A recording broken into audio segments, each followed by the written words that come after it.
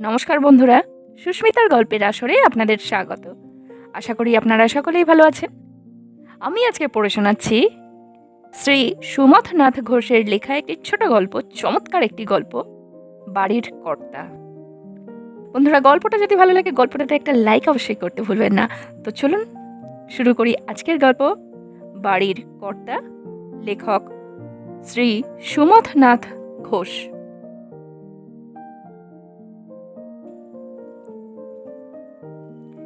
বৈঠকখানার পাশে যে ছোট ঘরটা, তাতে থাকেন মহেশবাবু। ঐশ্বর্য দূরে থাক, বিলাসিতার তুচ্ছতম উপকরণও একটা চোখে পড়ে না কোথাও। এত বড় বাড়ি, যার দোতলা তিনতলা মিলিয়ে 12-13খানা ঘর, কর্তা যে ওইভাবে বাস করতে পারেন তা চোখে না দেখলে বিশ্বাস করা শক্ত। বাস্তবিক ঘরটার মধ্যে ঢুকলে মনে হয় না যে এ বাড়ির কর্তা ওই মহেশবাবু, আর ওরই পয়সায় তৈরি এই প্রসাদোপম অট্টালিকা। লেক অঞ্চলের ওই অতি আধুনিক পরিবেশের মধ্যে এ যেন একটা সাক্ষাৎ ছন্দপতন। খাটো ধুতির উপরে সাদা ফতুয়া গায়ে ও পায়ে একজোড়া চটি দিয়ে মহেশবাবু একটা হাতল ভাঙা ইজি চেয়ারে দিনের বেশিরভাগ সময় শুয়ে থাকেন, মুখে গড়গড়ার লম্বা নলটা লাগিয়ে, আর চোখে চশমা দিয়ে সংবাদপত্র, ধর্মগ্রন্থ প্রভৃতি পড়েন। বিলাসিতার মধ্যে আছে ওই তামাক খাওয়াটুকু। চাকরি জীবনের সর্বোচ্চ শিখরে যখন উঠেছিলেন, তখন সে তামাক যে দোকান থেকে কিনে খেতেন, আজও সেই দোকানের তামাক খাওয়ার অভ্যাসটুকু ছাড়তে পারেননি। যদিও এ নিয়ে স্ত্রী মনোরমার সঙ্গে তার উঠতে বসতে ঠোকাঠুকি লাগে। মনোরমা বলেন, এত দামি তামাক খেয়ে মিছিমিছি পয়সা পুড়িয়ে দেওয়ার কোনো অর্থ হয় না। অর্থ হয় কিনা তা নিয়ে বৃথা তর্কাতর্কি করেন না মহেশবাবু। শুধু ফি মাসে পেনশন নিয়ে ফেরবার পথে একেবারে তামাকের ঠোঙা হাতে করে নিয়ে বাড়ি ঢোকেন। তাম্বুরি তামাকের সুগন্ধ সমস্ত বাড়িটার আবহাওয়ার সঙ্গে এমনভাবে মিশে থাকে যে পা দিলেই আগে যেন তা স্মরণ করিয়ে দেয় বাড়ির কর্তার কথা। কিন্তু ওই পর্যন্তই। যারা আসে তারা নিজের সেই ঘরটার দিকে পিছন করে ওপরে উঠে যায়। মহেশবাবুর স্ত্রী, পুত্রকন্যা ও নাতি নাতনিদের কলগুঞ্জনে মুখরিত সংসার। সেখানে তাদের কত হাসি উচ্ছ্বাস, কত পরিচিত অপরিচিতের নিত্য আনাগোনা। সে যেন একটা স্বতন্ত্র জগৎ, যার সঙ্গে মহেশবাবুর কোনো যোগাযোগ নেই। সত্যি, মহেশবাবুকে দেখলে দুঃখই হয়। তার নিজের সংসারে নিজের অস্তিত্বটা এখন বড় অদ্ভুত। এক বিরাট বৃক্ষের মূলের মতো তিনি যেন আছেন শুধু অদৃশ্যে। কেউ তাকে দেখে না, গ্রাহ্য করে না, অথচ তারই যারা ডালপালা, ফুল ফল, তাদের নিয়ে যত মাতামাতি, সংসারের যত প্রয়োজন, এমনকি স্ত্রী, যার উপরে তার দাবি সবচেয়ে বেশি, তিনিও এখন কেমন করে যেন সবচেয়ে বেশি পর হয়ে গিয়েছেন। নাতি নাতনিদের দিয়ে 5 বার ডেকে পাঠালেও একবার তার সময় হয় না ওপর থেকে এসে তার সঙ্গে দেখা করবার। হয়তো কখনো কাউকে দিয়ে কিছু বলে পাঠান, কি দরকার ঠাকুমা বলতে বলে দিয়েছেন, এখন তার আসবার সময় হবে না। কি দরকার বলে মহেশবাবু একটু ইতস্তত করে আবার বলেন, না থাক, কোনো দরকার নেই। হয়তোবা একটা গভীর নিঃশ্বাস বুকের মধ্যে চেপে নিতে নিতে গড়গড়ার নলটা আবার মুখে তুলে নেয়। মনোরমাও সংসারের নানান ঝঞ্ঝাটে সে কথা ভুলে বসে থাকেন। 3-4 দিন চলে গেলেও হয়তো খেয়াল হয় না কর্তা কেন ডেকে পাঠিয়েছিলেন। ঠাকুর চাকর আছে, তারা তাকে খেতে দেয়, তার ঘর সাফ করে, তার ফাই ফরমাস খাটে। শুধু টাকার প্রয়োজন হলে আর ডাকতে হয় না মনোরমাকে। একেবারে সোজা স্বামীর ঘরে তিনি এসে হাজির হন। আর কারোর কাছে হাত পাততে তার যেন মাথা কাটা যায়। রোজগারি ছেলে, বিবাহিতা মেয়ে, জামাই, নাতি নাতনি সকলকে যেন তখন পর বলে মনে হয়। অন্তত ঠিক তা মনে না হলেও নিঃসংকোচে তাদের কাছে হাত পেতে টাকা পয়সা চাইতে যেন তার কেমন বাঁধো বাঁধো ঠেকে। অথচ তিনি অনায়াসে মহেশবাবুর কাছে গিয়ে জুলুম করার ভঙ্গিতে বলেন, দেখি 25টা টাকা শিগগির। কোথায় পাবো এত টাকা? পেনশনের সব টাকা তো তোমার হাতে এনে দিয়েছি, এর মধ্যে সব খরচা হয়ে গেল। বলে মহেশবাবু গড়গড়ার নলটা হাতে টেনে নিতে নিতে তার মুখের দিকে তাকান। রাগত সুরে মনোরমা বলেন, খরচ না হয়ে গেলে কি তোমার কাছে আবার টাকা চাইতে আসতুম? কিন্তু কিসে এত টাকা খরচ করলে শুনি? এই তো গেল মাসে 70টা টাকা দিলুম। বললে মেয়েদের কলেজে যাওয়ার ভালো শাড়ি ছিল না বলে ধার করে কিনেছিলে। এখন কাপড়ওয়ালা তাগাদা করছে। এ মাসে আবার কি? এবার ঝংকার দিয়ে উঠলেন মনোরমা। তোমার মেজ মেয়ে যে বাচ্চা কাচ্চা নিয়ে এসে আজ 1 মাস এখানে রয়েছে, তা কি চোখেও দেখতে পাও না? তাদের জন্য যে বেশি করে দুধ নিতে হচ্ছে, তার দাম দিতে হবে না? ও তাই বলো, মিনু এখানে রয়েছে বটে, ভুলেই গিয়েছিলুম। বলে মহেশবাবু সুরসুর করে উঠে গিয়ে বাক্স থেকে 25টা টাকা এনে স্ত্রীর হাতে গুজে দেন। টাকাটা হাতে নিয়ে একবার মনোরমা বলেন, মেয়েরা বিয়ে হলে পর হয়ে যায় শুনেছি, কিন্তু বাপ মার কাছে তারা তো চিরকাল তেমন থাকে। আমি তো কই কোনোদিন তাদের ভুলতে পারি না। আর তুমি বাপ হয়ে যে কি করে মেয়ের কথা ভুলে থাকো এভাবে, তা ঈশ্বরই জানেন। বলতে বলতে মহেশবাবুর ঘাড়ে সমস্ত অপরাধের বোঝা চাপিয়ে দিয়ে ঘর থেকে বেরিয়ে যান মনোরমা। অবশ্য মহেশবাবুকেও এর জন্য দোষ দেওয়া যায় না, মেয়েদের বিয়ে হয়ে গেছে অনেকদিন। তাছাড়া যে মেয়ে যেদিন প্রথম বাপের বাড়ি আসে, সেদিন একবার বাপের ঘরে ঢুকে তাকে প্রণাম করে জিজ্ঞাসা করে, বাবা কেমন আছো, তোমার শরীর এখন কেমন? তিনিও তার উত্তরে যথারীতি সংক্ষেপে শুধু এইটুকুই প্রতিবার বলেন, আর শরীর এখন কি আর ভালো থাকবার কথা মা, এখন গেলেই হয়। কি যে বলো বাবা, তোমার এমন কি বয়স হয়েছে? বলতে বলতে ঘর থেকে বেরিয়ে মেয়েরা সেই যে ওপরে মায়ের ঘরে গিয়ে ওঠে, তারপর আর বাপের সঙ্গে কোনো রকমের সম্পর্কই থাকে না। মাই যেন তাদের সব। মায়ের সঙ্গে খাওয়া দাওয়া, ওঠা বসা, সিনেমা দেখা, এখানে ওখানে ট্যাক্সি করে বেড়াতে যাওয়া ইত্যাদি। তারপর যেদিন সেই মেয়ে আবার শ্বশুর বাড়ি যায়, ফটকে ট্যাক্সি এসে দাঁড়িয়ে থাকে, তখন সেজেগুজে বাপের ঘরে ঢুকে একবার ঢিপ করে একটা প্রণাম করে ভারী গলায় শুধু বলে, বাবা আমি যাচ্ছি। এসো মা। বলে তিনি যখন আশীর্বাদ করেন, তখন মেয়ে আক্ষেপের সঙ্গে বলে, একবার তো তুমি আমাদের ওখানে গেলে পারো বাবা, তোমার জামাই কত দুঃখ করে, বলে এতদিন বিয়ে হয়েছে একবারও এলো না আমাদের এখানে। মেয়ে জামাই তো তোমার পর নয় বাবা। তা ঠিক, আচ্ছা দেখি মা, এবার যাবার চেষ্টা করব। এই বলে মহেশবাবু বিদায় দেন মেয়েকে। কিন্তু ওখানেই শেষ। তারপর মেয়েও আর বাপের খবর নেয় না, বাপও মেয়ের কথা ভুলে বসে থাকেন। ছোট মেয়ে দুটো বাড়িতেই আছে, কিন্তু তাদের সঙ্গেও তার কোনো সম্পর্ক নেই বললেই চলে। তারা কলেজে পড়ে, তাছাড়া তাদের আছে গানের ক্লাস, নাচের স্কুল, সেতার শেখা, জলসা, সিনেমা।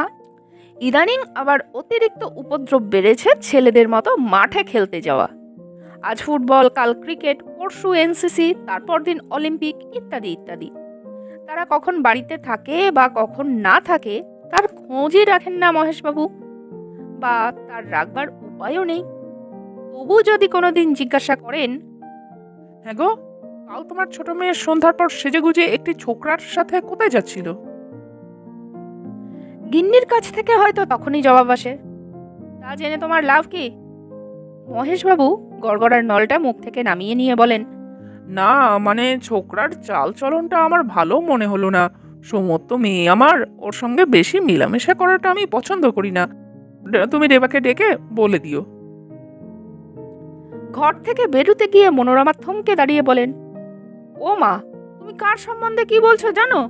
ও যে আমাদের ব্যারিস্টার রায়ের ছেলে অতনু, সামনের সেপ্টেম্বরে ফুল ব্রাইট স্কলারশিপ নিয়ে আমেরিকা যাচ্ছে। আমাদের এ অঞ্চলে অমন ভালো ছেলে কটা আছে। মহেশবাবু সব শুনে বললেন, ভালো ছেলে হলেই যে একেবারে ভীষ্ম কি যুধিষ্ঠির হবে তার মানে কি আছে? অপবাদে একটা রটতে কতক্ষণ। তাই বলছিলুম, তুমি মেয়েকে একটু সাবধান করে দিও, অন্তত আমার নাম করে।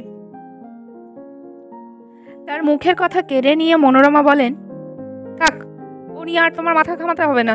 তোমার মেয়ে কচি খুকি নয়, আজ বাদে কাল বিয়ে পাশ করবে। বলতে বলতে তিনি গৃহান্তরে চলে যান। মহেশবাবুর কর্তৃত্ব এ সংসারে কেউ মেনে না নিলেও তিনি যে বাড়ির কর্তা, এ বাড়ির প্রতিটি সুখ দুঃখের দায়িত্ব যে তার স্কন্ধে, কেউ না মানলেও সে কথা তিনি যেন কিছুতেই ভুলতে পারেন না। হঠাৎ একদিন ডাক্তারবাবুকে ব্যাগ হাতে করে বাড়ি থেকে বেরিয়ে যেতে দেখলে তার বুকটা ধড়াস করে ওঠে। চাকর বাকর বা ছেলেপিলে যাকে সামনে দেখতে পান ডেকে জিজ্ঞাসা করেন, এই শোন, কার অসুখ করেছে রে? হয়তো শোনেন মেজ ছেলের বড় মেয়েটার প্যারাটাইফয়েড কিংবা বড় মেয়ের ছোট ছেলেটার বুকে সর্দি বসেছে। নাতি নাতনির অসুখ শুনে বিচলিত হয়ে পড়েন মহেশবাবু। তখনই মনোরমাকে ডেকে পাঠান। 3-4 বার ডেকে পাঠাবার পর হয়তো তার সময় হয়। তিনি একসময় ঘরে ঢুকে বলেন, কি হয়েছে, এত ডাকাডাকি করছো কেন? মহেশবাবু চিন্তিত মুখে বলেন, হ্যাঁ গো, শুনলাম বাবলুর নাকি বুকের সর্দি বসেছে, তাই বলছিলাম কি হোমিওপ্যাথি না দেখিয়ে ভালো একজন অ্যালোপ্যাথি দেখালে কেমন হয়? কোন ডাক্তারকে দেখালে ভালো হয় সে তার মা বাপ রয়েছে, তারা বুঝবে। তোমাকে তা নিয়ে মাথা ঘামাতে কে বলেছে তা তো জানি না। তুমি তোমার চরকায় তেল দাও। বলে মারচে ব্যথেনি তারে বলে ডান। বলতে বলতে স্বামীর মুখের উপরে একটা কটাক্ষ হেনে ঘর থেকে দ্রুত বেরিয়ে যান মনোরমা। কিন্তু তবু তার ভাবনা যায় না। তিনি ডাক্তারের আসা যাওয়া লক্ষ্য করেন, তেমনি উদ্বেগের সঙ্গে রোগীর অবস্থা জিজ্ঞাসা করে বেড়ান বাড়ির ছোট বড় সকলকেই। হ্যাঁ রে, কেমন আছে আজ বাবলু? ওদিকে বড় বা মেজ ছেলের দর্শন পাওয়াও মহেশবাবুর কাছে একটা দুর্লভ সৌভাগ্যের বিষয়। যদি কোনো কারণে তাদের ডেকে পাঠান তো তারা চেষ্টা করে বাপকে এড়িয়ে যেতে। তারা মনে ভাবে বাবা বুঝি টাকার তাগাদা করবে বলে এত ডাকাডাকি করছেন। বড় ছেলে ছোট আদালতে ওকালতি করে। ছেলে মেয়েদের হাওয়া বদলাতে বিদেশে নিয়ে যাবার সময় মহেশবাবুর কাছ থেকে 3 মাসের করারে 500 টাকা নিয়েছিল, কিন্তু 3 বছর কেটে গেছে, সে টাকা আজও শোধ দেয়নি। তাই বাপকে ভুল বুঝে লুকিয়ে বেড়ায়। আর মেজ ছেলে ব্যবসায়ী, বিয়ে ফেল করে এক্সপোর্ট ইম্পোর্টের কারবার করে। মোটা লাভের অর্ডার দেখিয়ে মহেশবাবুর কাছ থেকে একাধিকবার টাকা চেয়ে নিয়েছে। মোটা লাভও হয়তো সে করেছে, কিন্তু মহেশবাবুকে তার টাকা শোধ দেওয়া আজ পর্যন্ত তার পক্ষে সম্ভব হয়ে ওঠেনি। সবচেয়ে মজা, কোনোদিন যদি এ নিয়ে তিনি গিন্নিকে কিছু বলতে যান তো উল্টো ফল হয়। তারা দিয়ে ওঠেন মনোরমা, বলেন, ছেলেরা কি তোমার পর যে কাবলিওয়ালার মতো তাদের কাছে টাকার তাগাদা দিতে হবে? যখন তাদের সময় হবে তখন নিশ্চয়ই তারা তোমায় দিয়ে দেবে। ছেলেমেয়েরা না এলেও নাতি নাতনিরা আসে বই কি। একদিন নাতি নাতনিগুলোর জ্বালায় অস্থির হয়ে পড়েন মহেশবাবু। কোনোদিন খবরের কাগজ খুঁজে পান না, কোনোদিন বা চশমা, কোনোদিন বা ফাউন্টেন পেনটা। হাঁকাহাঁকি ডাকাডাকি করেন ছোট ছেলের নাম ধরে। বাপি, ওরে বাপি! 3 তলার চিল কুঠুরিতে বসে টেস্ট পরীক্ষার পড়া তৈরি করতে করতে ছুটে নেমে আসে বাপি। তারপর এ ঘর ও ঘর খুঁজে খুঁজে কাগজটা এনে দিয়ে যায় মহেশবাবুর হাতে। মহেশবাবু নাতি নাতনিদের শাসন করেন, ফের যদি কোনোদিন তোরা কেউ আমার জিনিসে হাত দিবি তো মেরে গায়ের ছাল চামড়া তুলে দেব। ছেলে মেয়েগুলো দাদুকে ভেঙচি কাটতে কাটতে তারই কথার পুনরাবৃত্তি করতে করতে লুকিয়ে পড়ে আনাচে কানাচে। একদিন চশমাটা অনেকক্ষণ ধরে খুঁজে না পেয়ে মহেশবাবু একেবারে রাগে অগ্নিমূর্তি হয়ে উঠলেন। একটা নাতির হাত ধরে বললেন, নিশ্চয়ই তোর কাজ, শিগগিরই বের করে দে কোথায় রেখেছিস, তা না হলে মেরে হাড় ভেঙে দেব। দাদুর ক্রুদ্ধ মুখের দিকে চেয়ে ভ্যাঁ করে সে কেঁদে ফেললে। তারপর চোখ রগড়াতে রগড়াতে বললে, আমি বুঝি নিয়েছি, দুলু তো নিয়েছে। সঙ্গে সঙ্গে তার হাত ছেড়ে দিয়ে মহেশবাবু চিৎকার করে উঠলেন, দুলো, এই দুলো হারামজাদা, শিগগিরই শোন এদিকে। শঙ্কর ছুটে গিয়ে সিঁড়ির নিচ থেকে দুলুকে টানতে টানতে এনে হাজির করে দাদুর কাছে। বলে, এই যে দাদু লুকিয়েছিল ও সিঁড়ির তলায়। তারপর হাফ প্যান্টের পকেট থেকে শঙ্কর চশমাটা টেনে বের করে যেই মহেশবাবুর হাতে দিলেন, অমনি তিনি দুলুর কান মলে 2 গালে 2 চড় কষিয়ে দিয়ে বললেন, হারামজাদা, ফের আমার জিনিসে হাত দিয়েছিস? সেদিন না আমার কলমের নিপটা তুই ভেঙেছিস? কাঁদতে কাঁদতে দুলু একেবারে ওপরে মায়ের কাছে চলে গেল। মা ছেলেকে বুকে টেনে নিয়ে ভোলাচ্ছে। এমন সময় হঠাৎ মনোরমা সেখানে গিয়ে পড়লেন। বললেন, কি হয়েছে রে মেজবউ, ও এত কাঁদছে কেন? মেজবউ একটু চুপ করে থেকে বললেন, দেখুন না বাবা ওকে কিরকম মেরেছে, গাল দুটো একেবারে লাল হয়ে উঠেছে। তারপর আবার একটু থেমে আপন মনেই বলে ছেলেকে, তুই যাস কেন দাদুর কাছে? দাদু তোকে চোখে দেখতে পারে না, জানিস তো। মনোরমা প্রতিবাদ করে বলেন, ও কি কথা গা মেজবউ, ওর সামনে ওসব বলতে আছে? ও বালক, ওর কি মনে হবে বলো দেখি। যা সত্যি তা আর কতদিন চেপে রাখবো মা? ও বালক বলে কি এইটুকু বোঝবার শক্তি নেই ওর? এখনো কিরকম ফোঁপাচ্ছে দেখুন না। বলতে বলতে মুখটা অন্যদিকে ঘুরিয়ে নিয়ে আবার গর্জে উঠল, আমি বারবার লক্ষ্য করেছি, বাবা একেবারে আমার ছেলেকে দেখতে পারেন না। কোনো অন্যায় দোষ অন্য কেউ করলে তিনি আগে বলে ওঠেন, এ ঠিক সেই দুলো বেটার কাজ। ক্রোধে অগ্নিমূর্তি হয়ে মনোরমা একেবারে মহেশবাবুর ঘরে নেমে গেলেন। তারপর বললেন, তুমি কেন দুলোকে অমন করে মেরেছ? দিন দিন তোমার যে ভীমরতি হচ্ছে। মহেশবাবু স্ত্রীর মুখের দিকে চেয়ে বললেন, বারে, ওরা যা তা অসভ্যতা শিখবে আর আমি চোখে দেখেও ওদের শাসন করতে পারবো না। মনোরমা ঝাঁঝালো কণ্ঠে বলে উঠলেন, না, এই আমার দিব্যি রইল, আজ থেকে যদি কোনো ছেলের গায়ে হাত দিয়েছ তাহলে হয় তুমি এ বাড়ি থেকে বেরিয়ে যাবে, নয় আমি। এর ওপরে আর কোনো কথা বলতে না পেরে মহেশবাবু শুধু অস্ফুট স্বরে বললেন, বেশ, তোমাদের ভালো হোক মন্দ হোক, কখনো সেদিকে আমি আর ফিরেও তাকাবো না। তবে এর ফল পাবে একদিন, মনে থাকে যেন। সেদিন দেখতে আসবো না কিছু, তখন বুড়োটার শাসনের কি মূল্য বুঝবে হাড়ে হাড়ে। মহেশবাবু এরপর থেকে চুপ করেই থাকেন, কোনো কথা কন না। নিজের ইজি চেয়ারটায় বসে গড়গড়ার নলটা মুখে দিয়ে ভুরুক ভুরুক আওয়াজ তুলতে তুলতে কখনো ঝিমন, কখনো বা খবরের কাগজটা বুকের উপর দিয়ে নাক ডাকতে থাকেন। নলটা কিন্তু সবসময় তার হাতে ধরা থাকে, তার জীবনের ওই বুঝি শেষ সম্বল। সেদিন চাকরটাকে ডেকে ডেকে তার গলা ধরে গেল, ওরে হারা, কোথায় গেলি? শামুকটা দিয়ে যা। হারা, ও হারা। বার আষ্টেক 10 ডেকেও কিন্তু ও তরফের কোনো সাড়া পাওয়া গেল না। এ ব্যাটার গায়েও এবাড়ির হাওয়া লেগেছে দেখছি। বলে আবার একটু পরে তিনি হারা, ও হারা, শামাক দিয়ে যা বলে বার কতক হাঁক পারলেন। তখনও হারাধনের কাছ থেকে কোনো উত্তর না পেয়ে তুষের আগুনের মতো ভেতরে ভেতরে তিনি জ্বলতে লাগলেন। ঘর থেকে বাইরে এবং বাইরে থেকে ঘর বার কতক পাইচারি করে সবে ইজি চেয়ারটায় হেলান দিয়ে বসেছেন, এমন সময় হারাধন কলকে হাতে প্রবেশ করল। তাকে দেখেই মহেশবাবু একেবারে তেলে বেগুনে জ্বলে উঠলেন, বললেন, হারামজাদা, আমার ডাক কি তোমার কানে যায় না? আমাকে মনিব বলে গ্রাহ্য করিস না? এ ডাকছে তো ডাকছে। হারাধন কি বলতে যাচ্ছিল, সঙ্গে সঙ্গে ধমক দিয়ে তাকে চুপ করিয়ে দিলেন মহেশবাবু। বললেন, চোপড়াও, বদমায়েশ কোথাকার, আবার মিথ্যে কথা বলার চেষ্টা হচ্ছে। বেরো, আভি নিকলো। এক্ষুনি বেরিয়ে যা আমার বাড়ি থেকে, এই মুহূর্তে, আমার হুকুম। চাকর গম্ভীর মুখে সেখান থেকে বেরিয়ে গেল বটে, তবে বাইরে নয়, একেবারে সোজা তেতলার গিন্নি মায়ের কাছে গিয়ে হাজির হলো। তার মুখ থেকে বাবুর হুকুমের কথা শুনে তখনই দ্রুত পদে নেমে এলেন মনোরমা।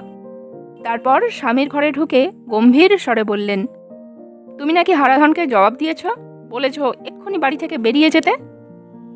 মহেশবাবুর রাগ তখনও কমেনি, জোরালো স্বরে বলল, হ্যাঁ দিয়েছি তো, ওকে ভয় করবো নাকি? বেটা চাকর, তার এত বড় আসপদ্দা যে ডেকে ডেকে আমার গলা ধরে গেলেও তবু আমার কথার উত্তর দেয় না। মনিব বলে তার মনে এতটুকু সমীহ নেই? এখনই ওর যা মাইনে বাকি আছে ওকে চুকিয়ে দিয়ে বিদায় করে দাও, ও চলে যাক। মনোরমা এবার চড়ার স্বরে উত্তর দিলেন, তোমার হুকুম মেনে কাজ করলে তো আমার চলবে না। বলি, তোমার তামাক সাজবার জন্য তো আর চাকর রাখিনি। সকালবেলা তোমার তামাক সাজাটা আগে না বাসন কোসন মাজাটা, তাই শুনি। ঠাকুরের ওদিকে উনুন জ্বলে যাচ্ছে, তাকে জোগাড় না দিলে ছেলে মেয়েদেরই স্কুল কলেজের অফিস আদালতের ভাত সময়ের মধ্যে হয় কি করে? বলি, এতটুকু আক্কেল বিবেচনাও কি তোমার নেই? আমি বলে কতদিন ধরে সাধ্যি সাধনা করে জামাইবাবুকে খোসামত করে তার কাছ থেকে এই চাকর আনিয়েছি, এখন তাকে না তাড়ালে তোমার বুঝি চলছে না? বলি, ও চলে গেলে আমার সংসারের কাজগুলো কি তুমি করে দেবে? একটা দুরন্ত রাগ ভেতরে ভেতরে চেপে নিয়ে মনোরমা বললেন, ফের যদি আমার চাকরের ওপর কোনো মেজাজ করেছ তো আমার একদিন কি তোমার একদিন। উনি বাড়ির কর্তা মনিব, শুধু বসে বসে তামাক খাওয়া ছাড়া আর কিছু বোঝো না? অত যদি তোমার খাবার শখ তো নিজে সেজে খেতে পারো না? তারপর কতকটা স্বগতভাবেই বলে উঠলেন, এত বড় সংসারে কাজ করতে বলে দুটো লোক হিমশিম খেয়ে যায়, তাই একা ওই হারাধন হাসি মুখে করে দিচ্ছে, তা বুঝি তোমার সহ্য হচ্ছে না? এত যদি অসহ্য হয় তো অন্য কোথাও গিয়ে থাকো গে। তোমার ওই মনিবগিরি এখানে ফলাতে এসো না, তা আমি স্পষ্ট বলে দিচ্ছি। মনোরমা ঘর থেকে চলে যেতে চুপচাপ ইজি চেয়ারে শুয়ে মহেশবাবু ভাবতে থাকেন, তার জীবনে কোথায় যেন কি একটা গোলমাল ঘটেছে। তা না হলে এতদিন এই বাড়ির চাকর বাকর থেকে ছেলে মেয়ে, স্ত্রী, মশা মাছি পর্যন্ত তার হুকুমে উঠত বসত, অথচ আজ তারা কেউ তাকে মানে না কেন?